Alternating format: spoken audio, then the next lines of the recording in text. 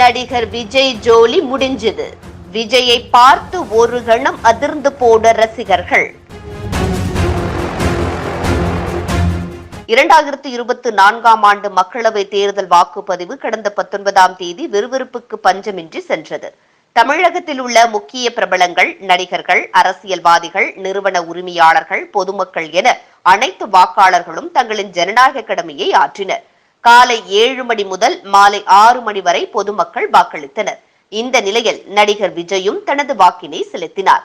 தமிழக வெற்றிக் கழகம் என கட்சி தொடங்கி இருக்கும் விஜய் மக்களவை தேர்தலுக்கான வாக்கினை செலுத்தி இருக்கிறார்.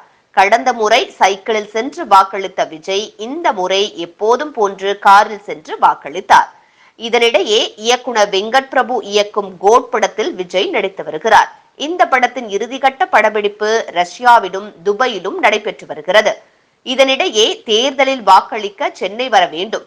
ஆனால் கடந்த 2 நாட்களாக துபாய், அபுதாபி, ஓமன் உள்ளிட்ட பகுதிகளில் கனமழையானது கொட்டி தீர்த்தது.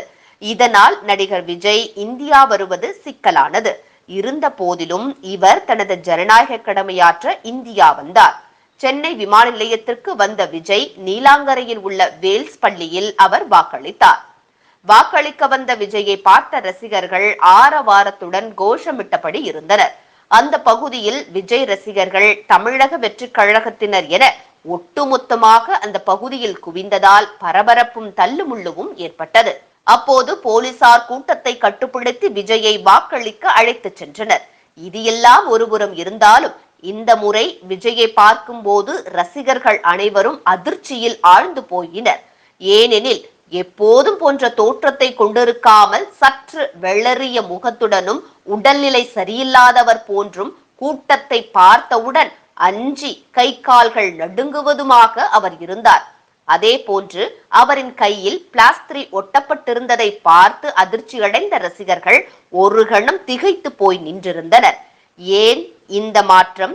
அவரின் கோர முகம், ஏன் இப்படி விஜய் இருக்கிறார் போன்ற பல்வேறு கேள்விகள் ரசிகர்களும் சரி இணையத்திலும் சரி கேட்கப்பட்டு வருகிறது.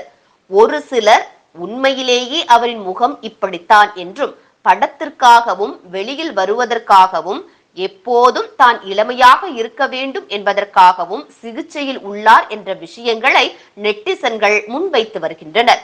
ஒரு சிலரோ அவரை மேக்கப் இல்லாமல் பார்த்தால் யாராலும் பார்க்க முடியாது என்றும் அவ்வளவு முதுமை அவரை நெருங்கிவிட்டது என்றும் கலாய்த்து பதிவிட்டு வருகின்றனர்.